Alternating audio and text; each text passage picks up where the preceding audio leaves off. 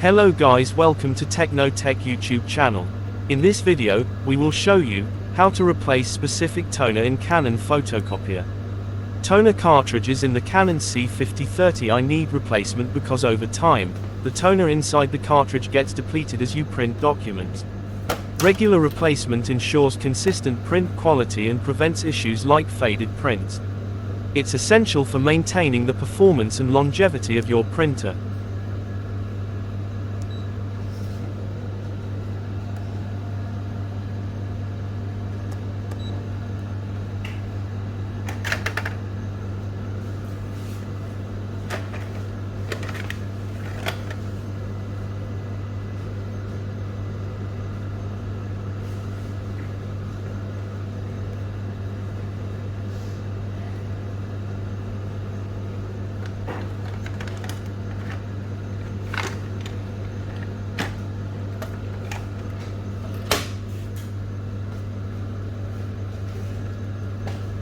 Thanks for watching. If you learn anything in this video, please give a like and subscribe for more videos.